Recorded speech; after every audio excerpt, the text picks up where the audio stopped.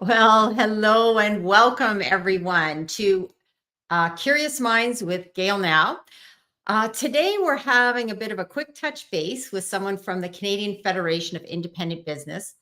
You know, there's been a lot of talk lately about what's happening with the carbon tax, as well as things like plastic bans, and all of this relates to the world that I work in manufacturing. But I wanted to also look at the broader picture of overall business and the impact of some of the decisions that are happening right now at our federal level, also at the provincial level, in terms of some of the decisions being made that will impact businesses right across Canada. So I want to bring on my guest today, Jasmin Guénette. He is the VP National Affairs with Canadian Federation of Independent Business. Jasmin, welcome. Hey, nice to be with you, Gail. Thanks so much for having us. And I wish that my French was better, that I could do the interview in French and we could have a translator. I'd need to probably bring my son in for that. I wish my English will be good enough. Oh, I think your English is great. I would say whenever I hear someone say things like that have such a strong, when you can speak more than one language, bravo, bravo. Okay, well, today's kind of a quick touch base. Lots happening in the news. We could talk about so many topics, but I know that you have been busy meeting with members of Parliament in particular, talking about things like, one big hot topic, no pun intended, is carbon tax. So let's start first with explaining a little bit about, look, we hear this all the time, carbon tax, people want it, against it. And I often hear things like, well, if you are against the carbon tax, that you're a climate denier. And I wanted to kind of remove some of that political discussion, really get down to, can you give just an overview of what the heck does the carbon tax mean and the impact on business? In 20 words or less. I'll do my best. But the carbon tax was introduced in 2019 by the federal government. And 4 provinces were under that regime from 2019 to 2023. And the Atlantic provinces just joined the carbon tax as of July of last year. And the carbon tax is to put a price on pollution for businesses that import, distribute fuel. And so some businesses will pay the carbon tax to the CRA, and then the cost of the carbon tax will be then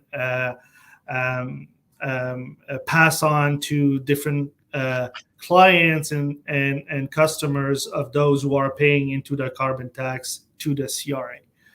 And so from 2019 to 2023, Alberta, Manitoba, Saskatchewan, and Ontario businesses paid more than $20 billion in carbon tax. That's a huge amount of money. And for CFIB, one of the most important aspect of the entire program was the Liberal promise to return 10% of all that money to small businesses, those in all sectors, manufacturing, wholesales, and so on. Return 10% of the carbon tax revenue to small businesses. But since then, none of that money has flown back to small businesses. And so when we are meeting with members of Parliament, we're telling them that they should keep up with their promise and send that money back to small businesses as it was promised. So that would be $2 billion. So 2.5 billion right now is waiting in a government coffer somewhere, waiting to be returned. And that was a Liberal government promise in 2019 to return 10% of the carbon tax funds. So $20 billion. Now, for regular people, can barely figure that, $20 billion is a lot of money. So $20 billion collected. Where's this money? What was the money supposed to, where's that money going and what's it supposed to be doing? So, so 90% of the money collected is sent back to households. So right now, the government collects the carbon tax funds, and 90% of the revenues of that tax is sent back to households in the province under the carbon tax. The government introduced the carbon tax to, as they say, put a price in pollution and make fossil fuel more expensive, so that businesses, consumer, you and me would transition to something which use less fossil fuels and more greener energy like solar or electricity and so on. But obviously, this transition takes time. It's not like tomorrow we're all going to switch from new sorts of energy. And also, it's quite expensive at the moment. When I meet with members of parliament, I often talk about the increased cost of doing business. Today, businesses in all sector, in manufacturing sector, but also all other sectors, are dealing with the increased cost of doing business. Every single line of a budget of a business, every single line of a business budget is increasing at the moment. And the carbon tax is an important contributor of that cost increase. And so it's important that government realize that. It's important that the carbon tax be at least frozen, and because it is set to increase again on April 1st. So it's important that the carbon tax is at least frozen at its current level for the time being. And the money that was supposed to be sent back to small businesses across sector be sent immediately, as rapidly as possible. So for people listening here, so they collect the carbon tax and then 90% goes back to people that. Yep. So that seems like a lot of paperwork to have to go through to funnel this money collected. And well, yeah, it's through a tax filling at the end of the year. The carbon tax does not apply in the province of Quebec. The carbon tax does not apply in BC because they have their own system. But in all other provinces, the carbon tax now applies. Look, it would not be the first time that government implement a complicated program that is opaque and difficult to really understand in its detail. But what I believe is the most important thing moving forward is to ensure that the impact of the carbon tax on businesses is limited, and actually is less. It becomes less important, and so we need to reduce the cost of that tax on businesses to help businesses reinvest in their business, in their growth, reinvest in their employees, and think about growing and expanding and not just paying the bills.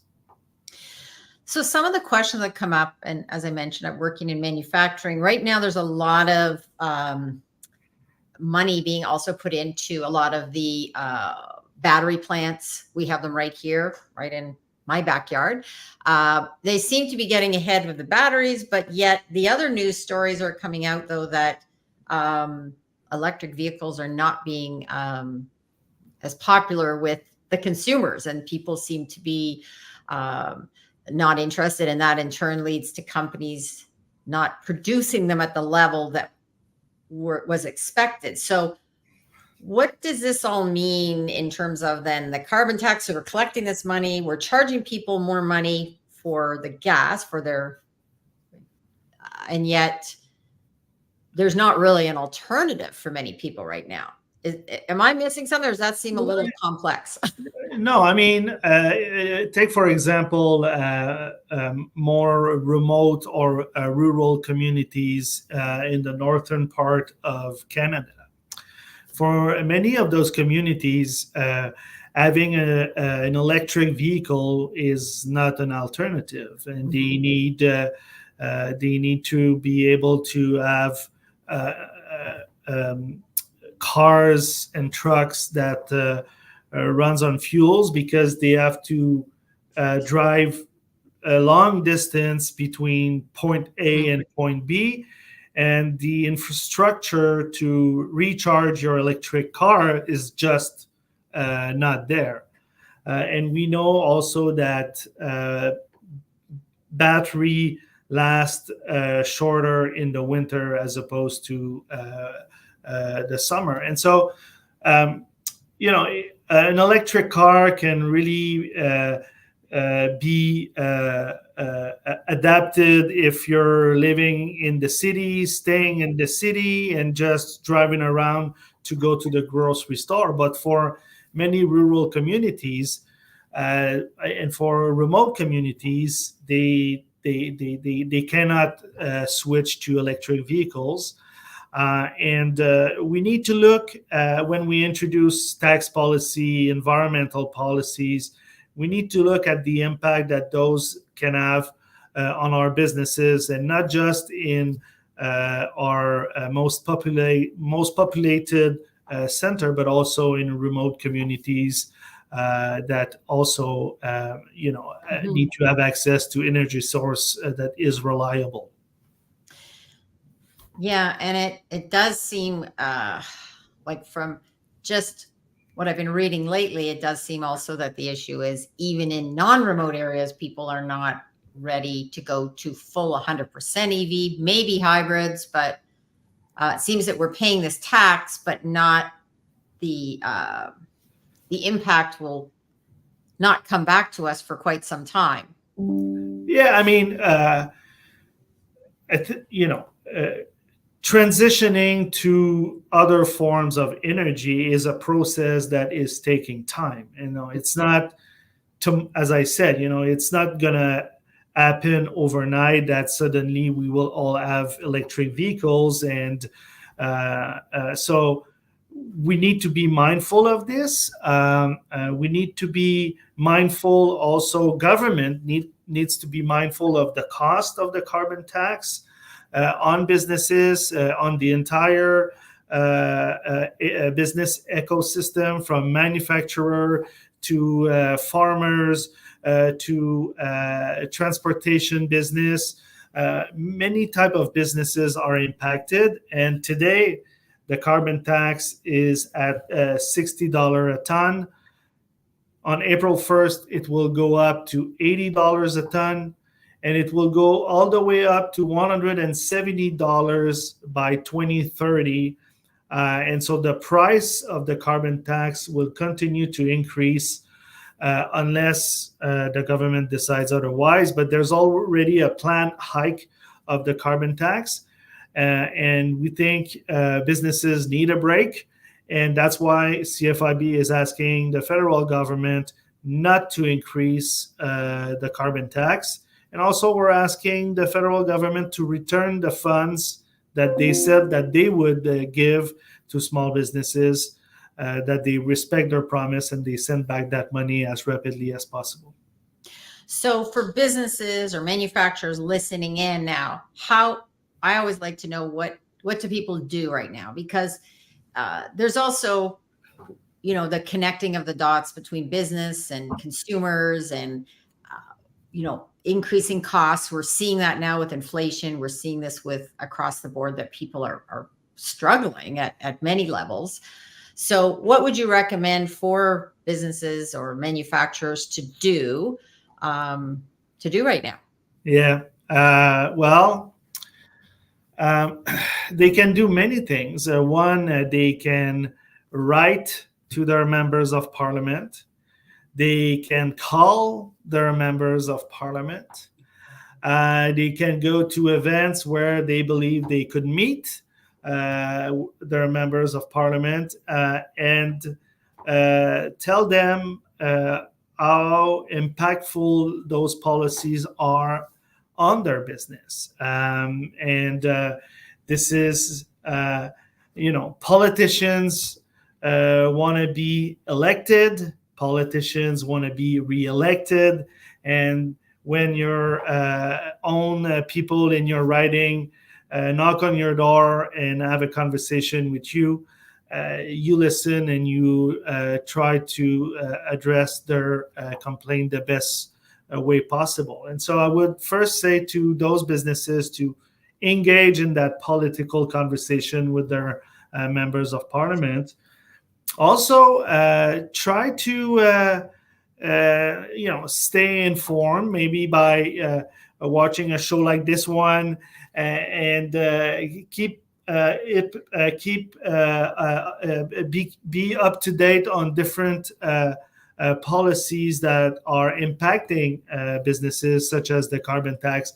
We know it's difficult. You're a business owner. You have a lot to do.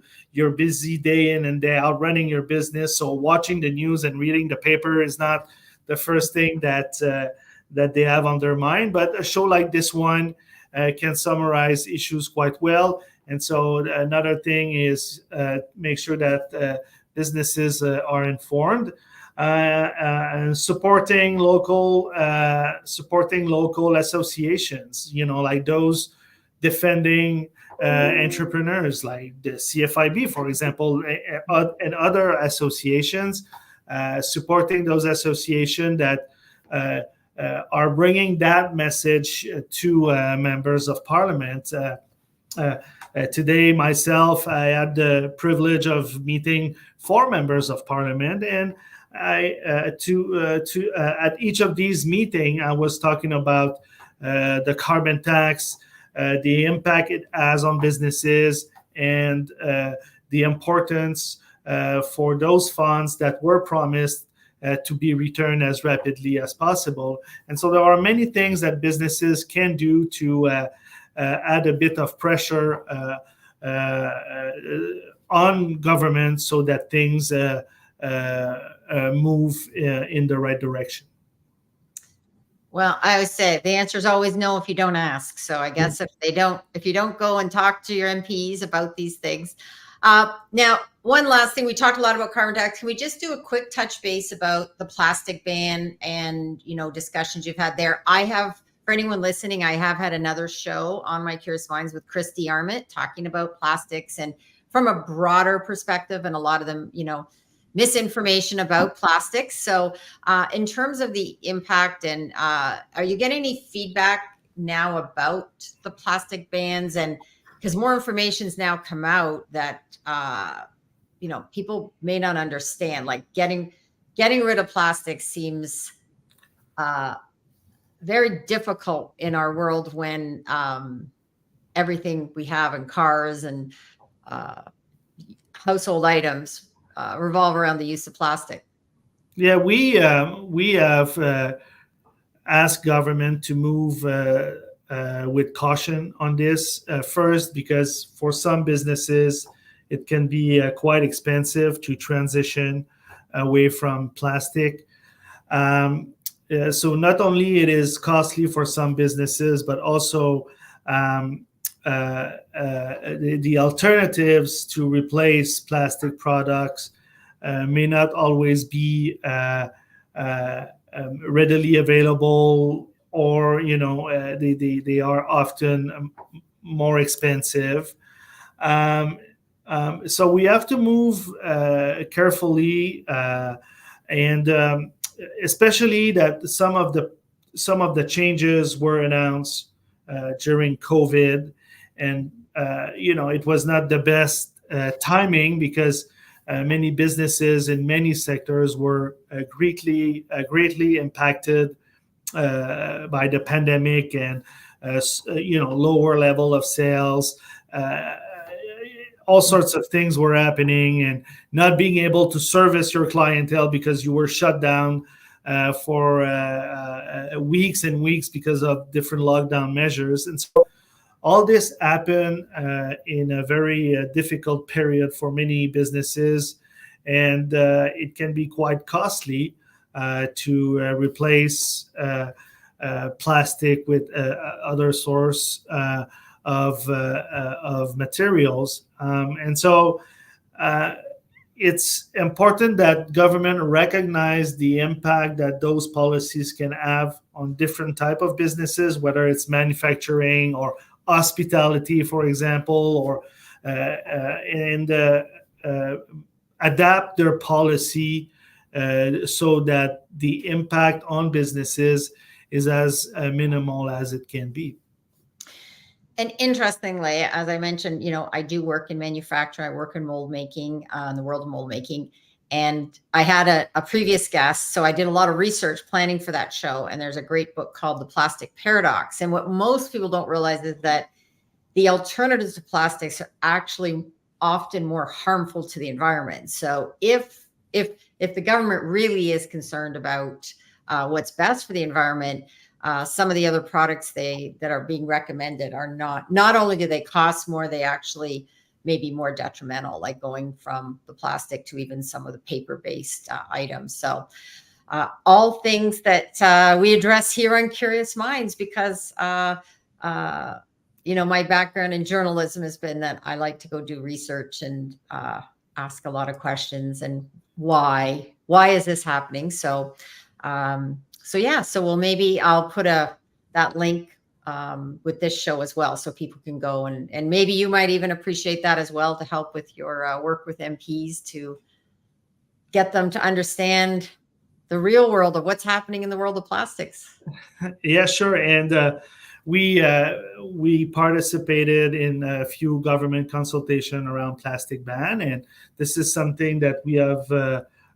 It's an issue that we have heard from some of our members. CFIB overall represents 97,000 members across all sectors and in all provinces. And obviously, when we're talking about carbon tax, plastic bans, when we're talking about increasing Canadian pension plan premiums, when we're talking about increasing employment insurance premium, when we're talking about increasing the overall level of taxes that businesses have to pay, CFIB make sure to convey to members of parliament the impact of those policies on our businesses in Canada, like those in the manufacturing sector. And so it's important that we have those conversations. It's important to put the fact first and the fact forwards, so that we can have an informed conversation. All right. Well, we could talk, I'm sure, about many more things, but this has been helpful in terms of getting the word out, which is really, I think, important. What you talked about, the lobbying, the advocacy work, and while you're talking to people, I would imagine it's also really important that more businesses, in particular, set up some of those meetings and calls. So that will be maybe the call to action from this show. Anybody that's listening now or in the future will take those steps, because I always say, regardless of who is in government at the time, you need to be asking questions. And no, absolutely. And so, I mean, we can be cynical and we can criticize, but we live in a democracy, and so we elect those who are, 4 blocks from my office at the House of Commons. And the members of parliament get feedback from people in their riding all the time. And I think it's still important as a business owner, as a citizen, if you want to convey something to the political class, I often say, don't hesitate.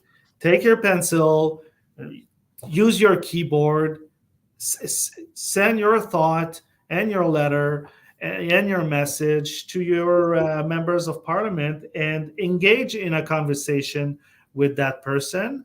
It's better to do that than just sit at home and do nothing. Well, that is a great way to wrap up our interview, because I do think that that's really important, especially with where we're at right now with so much that's happening in the news.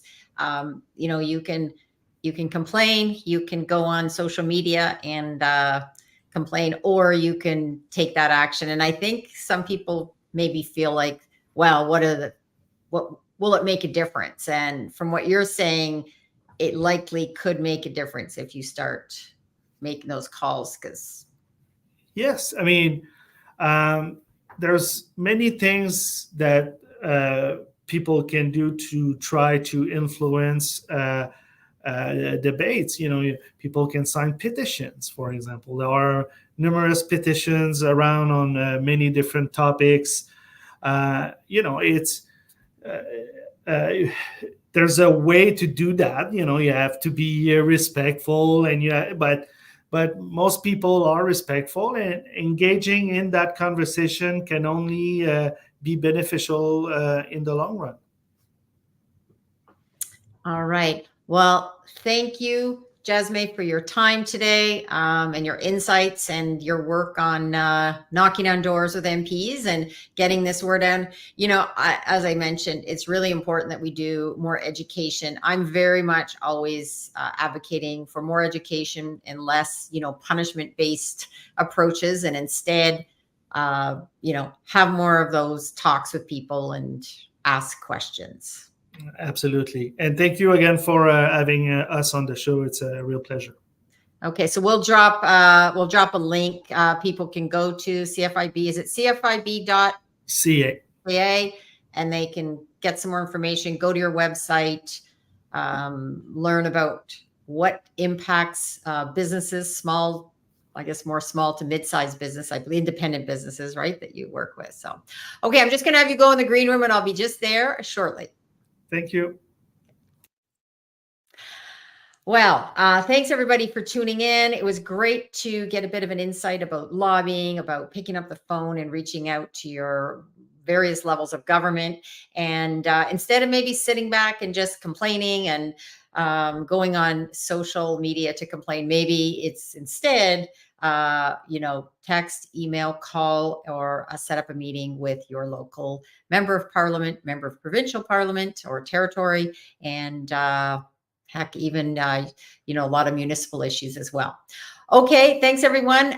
Go check out some of my other shows on Curious Mind. We do have shows on a wide range of topics, all related to curiosity. Some of it, how it relates to manufacturing, but all of it, how it relates to why we need to sign up, suit up, show up, and get curious.